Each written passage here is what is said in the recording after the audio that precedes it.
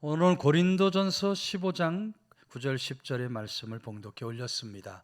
고린도전서 15장은 무슨 장으로 우리에게 알려진 장입니까? 부활장으로 알려져 있는 장입니다. 부활에 대한 말씀을 전하는 가운데 바울 사도가 자신의 삶을, 믿음을 오늘 본문을 통해서 고백을 하고 있습니다. 10절 말씀 보면, 그러나 내가 나 된 것은 하나님 은혜로 된 것이다. 하나님 은혜로 된 것이다. 하나님 은혜를 깨달은 바울 사도의 고백이에요. 바울 사도가 하나님의 부름을 받아서 거룩한 사도가 된 것을 감사함으로 지금 고백하고 나가고 있는 겁니다. 어떻게 보면 이 고백은 평범한 고백이라고 생각할 수 있지만 하나님의 베풀어 주신 은혜에 대하여 그 은혜를 깨달은 바울 사도의 아주 소중한 고백이 아닐 수 없어요. 사실 바울 사도는 여러 번 말씀을 드렸습니다마는 내세울 것이 굉장히 많은 사도였습니다. 유대인 중에 유대인이라 그랬고요. 난지 8일 만에 할례를 받은 전통 율법주의자입니다. 그리고 당대에 큰 돈을 주고도 구하기 어려운 로마의 시민권자로서의 삶을 살았던 사람이고, 학문으로는 가말리엘 문화에서 수학한, 지금으로 말하면 서울대 법대 나온 아주 최고의 학벌을 가진 사람이에요. 그런데 그런 바울이 스데반을 죽이는 일에 참여함으로 인하여 살인자의 자리에 서게 됩니다. 행악자의 모습에 서게 돼요. 그런 살인자, 그런 악행을 저지른 자신을 주님께서 다메섹 도상에서 친히 만나서 그에게 이방인의 사도 사명을 허락해 주시니 얼마나 감사한 일이 아닐 수가 없어요. 그 주님의 베풀어 주신 은혜를 깨닫고 그 하나님의 은혜 앞에 지금 감사의 고백을 바울 사도가 드리고 있는 겁니다. 여러분, 오늘 우리들도 그와 같이 하나님께서 베풀어 주신 은혜, 그 은혜를 깨닫고 감사하며 살아가는 성도들이 되어야 할 줄로 믿으시길 바랍니다. 사무엘상 7장 말씀 보면 이스라엘 백성들이 블레셋 군대가 쳐들어옴으로 큰 두려움에 빠진 장면의 말씀이 나옵니다. 저 큰 나라 블레셋 군대가 쳐들어오니 우리는 이제 다 죽었구나, 이스라엘은 멸망당하겠구나, 그런 생각에 빠져 있을 때 선지자 사무엘이 그 소식을 듣고 백성들을 미스바로 불러 모읍니다. 그리고는 저들에게 이렇게 말하죠. 우리는 하나님의 은혜로 애굽 땅에서 여기까지 온 사람들이다. 하나님 은혜로 이 땅에 있는 모든 적군들을 다 물리쳤고 하나님의 그 약속하신 땅에 우리가 살게 되었다. 그런데 그런 우리가 지금까지 어떻게 살아왔는가? 하나님의 주신 은혜를 다 잊어버리고 하나님의 은혜를 다 깨닫지 못하고 우상을 숭배하며 살아오지 않았는가? 우리의 죄악된 모습을 오늘 통해 자복하자. 이스라엘 백성들이 하나님을 향해서 눈물을 쏟아내며 통해 자복을 합니다. 그리고 그 하나님 앞에 제단을 쌓습니다. 제단을 쌓는데도 블레셋 군대가 쳐들어온다고 하니 이 백성들의 마음이 더욱더 두려움에 잠기게 되는 거예요. 그때 사무엘이 저들에게 이렇게 말하죠. 하나님 은혜를 우리가 다시 한번 생각하고 회개함으로 하나님 앞에 제사를 드리자. 여러분, 그렇게 백성들과 제사를 드릴 때 놀라운 일이 일어납니다. 어떤 일이 일어납니까? 하나님께서 우레를 바라신 겁니다. 하나님이 우레를 바라시니 블레셋 군대가 자중질환이 일어났어요. 자기들끼리 서로 적인 줄 알고 자기들끼리 싸워서 자기들끼리 멸망하게 되는 겁니다. 여러분, 우리가 하나님의 은혜를 깨닫지 못하면 오늘도 하나님은 바벨론을 들어서 우리를 치시는 어미하신 하나님이 되십니다. 우리가 하나님의 은혜를 깨닫지 못하면 하나님의 진노 심판을 면할 수가 없게 돼요. 그러나 우리가 하나님의 은혜를 깨달으면 그 어떤 바벨론, 어떤 권세가 우리에게 닥친다 할지라도 하나님은 건져 구원해 주시는 좋으신 하나님이 되시는 줄로 믿으시기를 바랍니다. 오늘 여러분, 하나님 은혜 받고 살아가는 사람들이 얼마나 많습니까? 하나님 은혜 주셔서 물질 풍성하게 받아 누리는 사람들이 얼마나 많은지 몰라요. 정말 부럽다 할 정도로 물질의 축복을 받은 사람들이 우리 가운데도 있어요. 근데 정작 본인들은 그것이 하나님 은혜라고 생각하지 못합니다. 내 힘, 내 능력으로 이만큼 이루었다 생각을 해요. 그러니 하나님 앞에 헌금 드리는 것도 구제 선교하는 것도 인색하기가 짝이 없어요. 반대로 아무리 봐도 특별하게 하나님께서 그 가정에 뭐 풍성한 것 준 것 같지가 않습니다. 어렵고 힘들게 살아가요. 그런데도 정작 본인은 하나님 은혜입니다. 늘 하나님 은혜 감사하면서 베풀기도 잘하고 하나님 앞에 헌금도 넘치게 하고 선교 구제하는 것 아끼지 않는 그런 성도들도 있어요. 나는 어떤 모습으로 하나님 은혜 앞에 서 있는가? 우리 모습을 언제나 겸허하게 돌아볼 수 있어야 합니다. 오늘 성도는 하나님의 은혜를 깨닫고 살아갈 수 있어야 돼요. 나이 들어서보다는 젊었을 때 깨달아야 합니다. 젊었을 때 하나님 은혜를 깨달아야 돼요. 젊었을 때가 어느 때라 그랬어요? 유행가 가사를 들어보니까 바로 지금이 제일 젊은 때래요. 나 늙었다 하지 말고 지금 제일 젊었을 때 하나님 은혜를 깨닫고 살아야 돼요.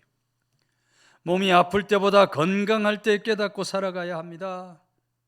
정말 하나님 은혜를 깨닫고 살고 싶어도 그러지 못할 날이 오게 되는 거예요. 이런 재밌는 얘기가 있어요. 어떤 할머니 세 사람이 앉아서 이야기를 합니다. 이야기 주제는 건망증, 치매 뭐 이런 거예요. 첫 번째 할머니가 이래요. 나는 나이가 들어갈수록 이렇게 깜빡깜빡 잘 잊어버리는데 어느 날 침대에 걸터 앉아 있는데 내가 누우려고 앉았는지 일어나느라고 앉았는지 잘 모르겠더라 그래요. 그랬더니 옆에 있는 할머니가 하는 말이 나는 계단 중간에 쉬고 있었는데 올라가다가 쉬는 중인지 내려가다가 쉬는 중인지 잘 모르겠더라 그래요. 그랬더니 그 옆에 있는 세 번째 할머니가 아이고 이놈의 할망구들아 그것도 몰라 그래? 그러면서 손으로 할머니들 머리에 꿀밤을 주는 겁니다. 머리에 꿀밤을 주니까 무슨 소리가 나요? 머리에서 똑똑 소리가 나잖아요. 그 소리를 듣고 할머니가 문 쪽을 바라보면서 누구 오셨습니까? 그러더라는 거예요. 정작 자기가 제일 심각한데 심각한 것을 깨닫지 못하는 거예요. 여러분, 깨달음이라고 하는 것은 쉬운 것 같으면서도 이렇게 어려운 겁니다. 그리고 그 깨달음의 기회가 늘 있는 것이 아니에요. 하나님이 우리에게 깨달음의 기회를 주실 때 우리가 깨달을 수 있어야 돼요. 그것이 시간적인 것이든 환경적인 것이든 기회가 있을 때 하나님의 은혜를 우리는 깨닫고 감사하며 살아가는 믿음의 사람들이 될 수 있어야 하는 겁니다. 미국의 뉴욕 재활병원과 한국 실로암 안과병원 벽에 붙어있는 어느 환자의 글입니다. 큰 일을 이루기 위해 힘을 주십사 하나님께 기도했더니 겸손을 배우라고 연약함을 주셨습니다. 많은 일을 하려고 건강을 구했더니 보다 가치 있는 일을 하라고 병을 주셨습니다. 행복해지고 싶어 부유함을 구했더니 지혜로워지라고 가난을 주셨습니다. 세상 사람들 칭찬을 받고자 성공을 구했더니 뽐내지 말라고 실패를 주셨습니다. 풍요로운 삶을 누릴 수 있도록 모든 것을 달라고 기도했더니 모든 것을 누릴 수 있는 삶 그 자체를 선물로 주셨습니다. 구한 것 하나도 주어지지 않은 줄 알았는데 내 소원 모두 들어주셨습니다. 하나님의 뜻을 따르지 못한 삶이었지만 미처 표현하지 못한 기도까지 모두 들어주셨습니다. 나는 가장 많은 축복을 받은 사람입니다. 은혜를 깨달은 자의 고백인 줄로 믿으시기를 바랍니다. 하나님 은혜를 깨달은 자의 고백이에요. 여러분, 오늘 우리 모두 하나님의 은혜를 깨닫고 살아가고 있는지, 하나님의 은혜를 은혜로 깨닫지 못하고 살아가고 있지는 않은지, 오늘 우리 모습을 겸허히 돌아보며 그러나 내가 나 된 것은 하나님의 은혜로 된 것이다. 오늘 내가 여기 있게 된 것은 하나님의 은혜로 있게 된 것이다. 날마다 하나님이 주신 그 은혜를 온전히 깨닫고 은혜에 감사하며 살아갈 수 있는 지혜 있고 성숙한 성도들 다 되시기를 주의 이름으로 축원해 드립니다. 9절 말씀은 나는 사도 중에 가장 작은 자라 나는 하나님의 교회를 박해하였으므로 사도라 칭함받기를 감당하지 못할 자니라. 여러분, 바울 사도, 나의 나됨이 하나님 은혜임을 알게 된 바울 사도의 정말 놀랍고 귀한 고백이 아닐 수 없어요. 만삭되지 못해서 난 자 같은 자신을 사도 중에 가장 작은 자며 사도라 칭하기 감당하지 못할 자라고 고백하고 있는 이 바울 사도의 고백은 은혜 받은 자의 낮아짐의 고백이 아닐 수 없어요. 여러분, 하나님의 은혜는 알면 알수록, 깨달으면 깨달을수록 겸손해지게 되는 줄로 믿으시기를 바랍니다. 바울 사도, 여러분, 하나님의 은혜를 깨닫고 난 후에, 알고 난 후에 어떻게 했습니까? 모든 것을 그리스도를 위하여 배설물처럼 여기고 다 버린다, 이렇게 선언을 합니다. 그리고 그 은혜로 예수 그리스도처럼 낮아지는 마음, 예수 그리스도처럼 낮아지는 인격의 삶을 바울 사도가 살아가는 거예요. 은혜를 깨달은 사람들은 그 은혜로 날마다 낮아지는 삶을 살아가야 할 줄로 믿으시기를 바랍니다. 미 항공우주국 항공연구부분 최고 책임자인 신재원이라는 박사님이 계십니다. 지난 2008년 나사 본부와 10개 산하센터를 통틀어 20명으로 한정된 최고 위층에서 최고 책임자 자리, 동양계로서는 최초로 올라간 그런 아주 훌륭한 분입니다. 아무리 실력이 뛰어나도 30년 이상의 경력을 쌓고 은퇴하기 직전이나 오를 수 있는 그런 자리인데 40대 후반의 젊은 나이에 그 자리에 오른 거예요. 주변에 있는 사람들은 그의 빼어난 전문성, 조직과 사람을 관리하는 능력, 금전적으로 잡음이 없는 이런 것들이 그의 성공 요인이다, 그 이야기를 했지만 정작 신재원 박사는 성공 요인이 다른 곳에 있다. 그가 말하는 성공 요인은 교만해지지 않도록 자신을 치는 겸손을 매일같이 연습했다는 겁니다. 도무지 될 수 없는 자리를 주시니까 내가 뭘 잘했기 때문에 이 자리가 왔다는 생각은 전혀 하지 않습니다. 하나님 전적 주권으로 은혜로 주신 자리고 저에게는 너무나 선명하게 다가오는 하나님의 은혜입니다.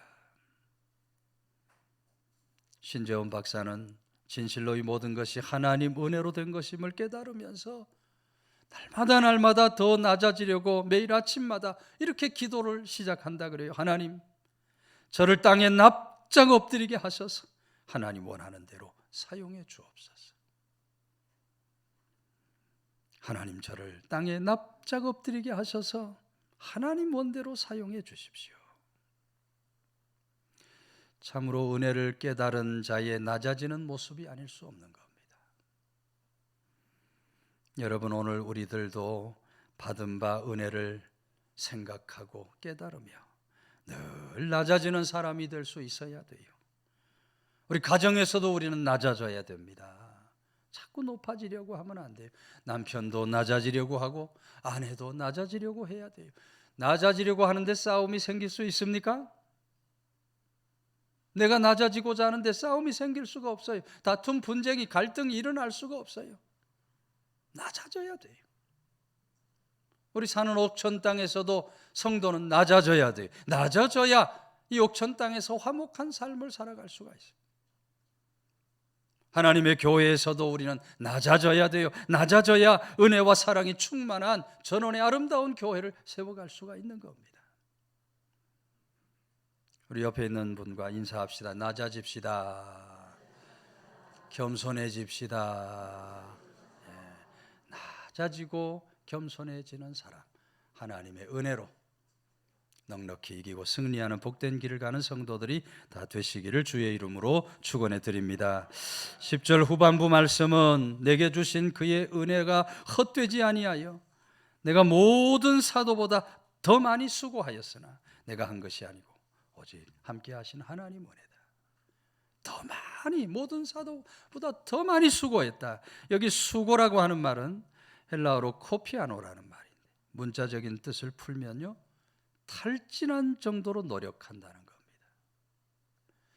바울 사도의 수고는 그냥 수고가 아닙니다. 막 탈진할 정도로 그렇게 하나님을 위해서 수고하는 삶을 살았어요. 하나님 은혜를 갚기 위해서 자기 생명까지 내어놓고 사명의 길을 감당하며 걸어갔던 바울 사도. 하나님 은혜는 여러분 수고를 불러일으키는 동력이 됩니다. 하나님 은혜는 수고를 통해서 열매를 맺게 하시고 그런 수고를 통해 하나님의 나라가 세워지게 만드는 거예요. 그리고 그런 수고의 사람의 삶에 하나님은 영원한 칭찬과 상급, 면류관을 주실 줄로 믿으시기를 바랍니다. 오늘 많은 사람들이 세상에서 돈을 위해 삽니다. 4.10 총선을 보니까 세상 사람들이 명예 권세를 탐하고 살고 있고 세상 사람들이 온갖 쾌락에 빠져서 살아가고 있어요. 여러분, 성도는 그런 세상의 목적을 두어서 안 됩니다. 세상을 바라보고 살아서 안 돼요. 오늘 우리는 오직 하나님을 바라보고 하나님을 위한 목적을 두고 우리 인생길을 걸어갈 수 있어야 돼요. 바울 사도 로마서 14장 7절 이하에서 그의 삶의 목적을 아주 분명하게 말하고 있습니다. 우리 중에 누구든지 자기를 위하여 사는 자가 없고 자기를 위해 죽는 자도 없도다. 우리가 살아도 주를 위하여 살고 죽어도 주를 위하여 죽나니 그러므로 사나 죽으나 우리가 주의 것이로다. 하나님 위해 살지 않는 인생은 의미가, 가치가 없다는 겁니다. 하나님을 위해서 우리가 살아야 되고 죽는 것도 하나님을 위해서 죽을 수 있어야 그 죽음이 가치가 있고 의미가 있다는 거예요. 여러분, 은혜 받은 자의 참된 모습인 줄로 믿으시기를 바랍니다. 은혜를 받은 사람은 반드시 그 받은 은혜를 갚고자 하는 수고, 바울 사도와 같이 탈진할 정도로의 수고를 들이면서 은혜를 갚고자 하는 마음으로 살아갈 수 있어야 돼요. 예전에 국민일보의 매일 성경을 읽읍시다라는 코너에 나온 얘기입니다. 미국 보스턴의 스트로사라고 하는 청년이 당시에 거부였던 바턴이라는 사람을 찾아갑니다. 제가 워싱턴에 소매상을 하나 차리려고 하는데 2,000불이 필요합니다. 2,000불 좀 빌려주실 수 있겠습니까? 하니까 바턴이 담보물을 보여주면 빌려주겠다 그래요. 청년인데 무슨 담보할 것이 있겠습니까? 담보할 것이 아무것도 없어요. 규정상 담보물 없이는 돈을 빌려줄 수 없지만 바턴이 이렇게 보니까 스트로사에게 믿음이 가는 겁니다. 장래가 촉망돼 보여요. 그래서 투자를 하겠다는 마음으로 무담보로 스트로사에게 2,000불을 빌려주는 겁니다. 그런 일이 있은 지 10년이 지난 후에 세계적인 대공황이 찾아옵니다. 우리나라 IMF와 같은 그런 경제 대공황이 미국에 찾아오죠. 그때 그 공황의 여파로 인해서 이 바턴이 그만 사업이 부도가 나게 돼요. 빚을 갚지 않으면 도저히 재기할 수 없는 그런 상황, 형편에 놓이게 됩니다. 바로 그때 그 이야기를 들은 스트로사가 바턴을 찾아갑니다. 사장님, 부채가 얼마나 되십니까? 하니까 7만 5천 달러입니다. 당시로서는 정말 어마어마하게 큰 돈이에요. 스트로사가 이제 제가 그 금액을 드리겠습니다. 전에 빌려주셨던 돈으로 저는 사업을 잘 꾸려서 지금 아주 큰 부자가 되었습니다. 그랬더니 바턴이, 아니 그때 그 돈은 벌써 다 갚았는데 또 뭘 준다는 건가? 내가 빌려준 2,000불은 이미 당신이 다 갚지 않았는가? 그 말을 들은 스트로사가, 아닙니다 사장님. 사장님께서 빌려주신 돈은 다 갚아드렸지만 도와주셨던 그 은혜는 그대로 남아 있습니다. 이 어려운 때에 제가 조금이라도 도움이 될 수 있다면 돕는 것이 저의 마땅한 의무입니다. 그리고는 여러분, 그 당시에 그 큰 거액의 돈을 선뜻 내어주는 겁니다. 그 덕분으로 바턴이 다시 재기할 수 있었고 이 두 사람이 모두 사업에 크게 성공을 할 수 있었다고 하는 이런 실화의 이야기를 듣게 되는 겁니다. 여러분, 오늘 우리들을 향한 하나님의 은혜가 다르지 않습니다. 오늘 우리들을 향한 하나님의 은혜는 우리들이 도저히 갚을 수 없는 큰 은혜예요. 우리 아버지 하나님께서 우리들을 죄와 사망의 권세에서 건져 구원하시기 위해서 하나밖에 없는 아들을 내어주셨고 그 아들도 우리들을 건져 구원하시기 위하여 하나밖에 없는 생명을 내어주셨습니다. 십자가와 부활, 복음의 길을 오늘 우리 모두에게 내어주셨어요. 모든 것이 갚을 수 없는 놀라운 하나님의 은혜인 줄로 믿으시기를 바랍니다. 오늘도 우리 삶에 하나님의 은혜가 계속해서 임하고 있습니다. 우리 모두 그 은혜 아래 살고 있었고 그 은혜 아래 우리가 있고 그 은혜 아래 있을 것이라고 하는 그런 분명한 믿음이 있어야 돼요. 과거도 은혜고 현재도 은혜고 미래도 하나님의 은혜인 것입니다. 오늘도 끊임없이 베풀어 주신 그 은혜 보답하면서 오늘 바울 사도의 고백처럼 더 많이 수고하는, 내게 맡겨주신 사명이 어디 있습니까? 내게 맡겨주신 직분이 어디 있습니까? 탈진할 정도로 수고했다고 고백하고 있는 바울 사도와 같이 우리 온 몸과 마음을 바쳐서 헌신하고 수고하는 삶을 살아가는 사람, 영적 바울의 삶을 사는 우리 모두가 다 되시기를 주의 이름으로 축원해 드립니다.